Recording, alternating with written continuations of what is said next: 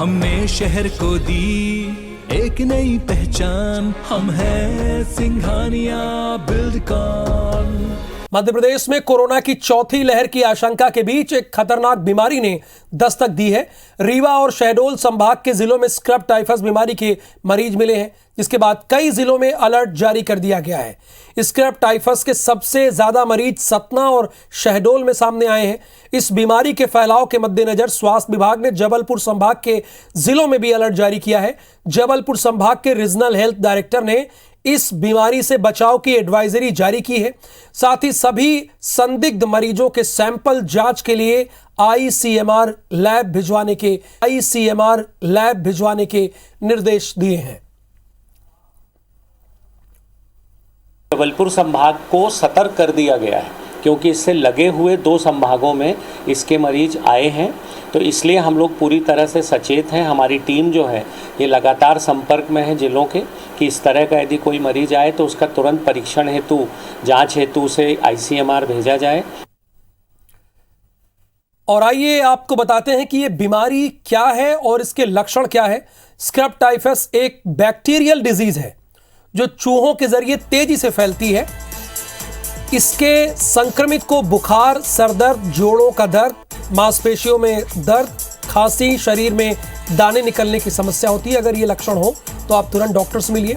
वहीं बच्चों और कुछ लोगों को बीमारी का प्रभाव बढ़ने से निमोनिया और ब्रेन फीवर होता है, जिसे आप कहते हैं कि दिमाग पर बुखार चढ़ गया है। तेज बुखार भी हो जाता है और इससे उनकी जान भी जा सकती है। ये मेरा मध्य प्रदेश आपको ये बता रहा है कि पैनिक होने की जरूरत नहीं है, लेकिन सावधान होने की जरूरत है, और इसीलिए हम आपको अलर्ट कर रहे हैं। और ये इसीलिए हमारी पहली खबर है। स्क्रब टाइफस एक बैक्टीरियल डिजीज है जो चूहों के जरिए तेजी से फैलती है। बीमारी की लक्षणों की बात करें तो इसके लिए संक्रमित को बुखार, सर दर्द, जोड़ों का दर्द, मांसपेशियों का दर्द, खांसी, और अगर आपके शरीर में दाने निकल रहे हैं तो वो भी इस लक्षण में आता है। तो बहुत घबराने की जरूरत नहीं है, बस चीज़ों को जानते रहिए, समझते रहिए और तुरंत डॉक्टर से मिलिए। ये एक अहम चीज़ है। अगर आप इग्नोर करेंगे इस लक्षण को तो कुछ भी खतरनाक हो सकता है।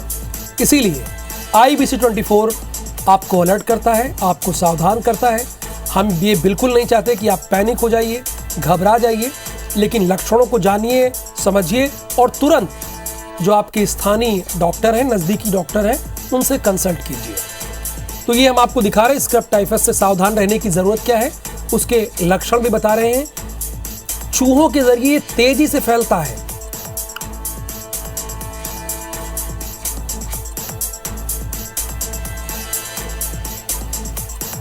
और इसी खबर पर जबलपुर से हमारे संवाददाता विजेंद्र पांडे हमारे साथ लाइव जुड़े हुए हैं।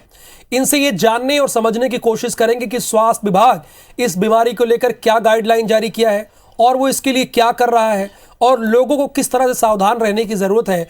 विजेंद्र, जरा आप बताइए हमारे दर्शकों को।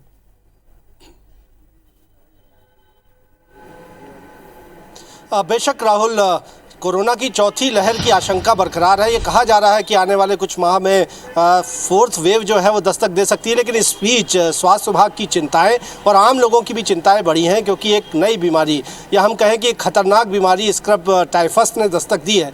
और ख़ासतौर पर बुंदेलखंड के विंध्य अंचल के जो ज़िले हैं वहाँ पर तेज़ी से इसके मामले सामने आए हैं। बीते दिनों जबलपुर में भी एक संदिग्ध मरीज स्क्रब टाइफस का पाया गया था। हालांकि जाँच में वो नेगेटिव मिला, लेकिन ख़ासतौर पर सतना या दमोह की बात की जाए, शहडोल की बात की जाए, शहडोल संभाग और रीवा संभाग, यहाँ पर तेज़ी से इसके मरीजों में इजाफा हुआ है। यही वजह है कि जबलपुर संभाग में इस बीमारी को लेकर एक अलर्ट स्वास्थ्य विभाग की ओर से जारी कर दिया गया है।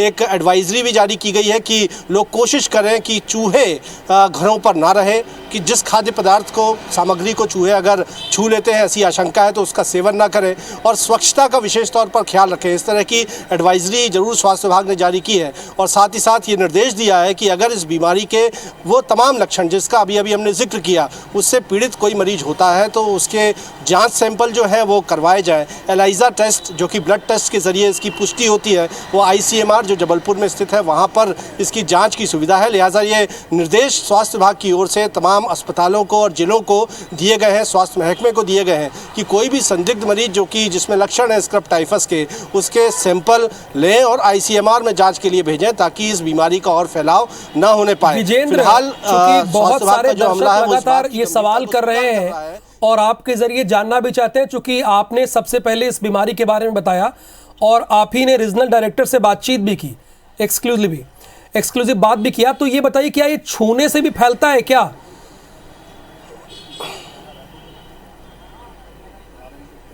देखिए, फिलहाल ये छूने से फैलने वाली बीमारी नहीं है, ऐसा जो जानकारी मिली है। मुख्यतः इस बीमारी में जो ओरिएंटोसुत्सुगेमिसी नाम का एक जीवाणु होता है, जब फैलता है जब चूहा किसी शख्स को काटता है और काटने के बाद जो माइट्स होते हैं उनके ज़रिए ये जीवाणु ओरिएंटोसुत्सुगेमिसी ये त्वचा तक पहुंचता है और यहाँ पर काटने के बाद, चूहे की बाइट होने के बाद वहाँ पर दाने से उभरते हैं, एक ब्लैक स्पॉट पैदा हो जाता है और वो सूखने के बाद एक तरह से घाव में तब्दील होता है और उसके बाद बाकी लक्षण मसलन सिर दर्द, जो मांसपेशियों में दर्द, तेज फीवर होना और कई बार निमोनिया होना या ब्रेन फीवर भी होना और खासतौर पर बच्चों पर विशेष तौर पर खतरा है और जानलेवा भी ये बीमारी बच्चों में साबित हो सकती है। विजेंद्र, आपने इतने विस्तार से और हमारे दर्शकों को अच्छी तरीके से समझाया, इसके लिए आपका बहुत बहुत धन्यवाद।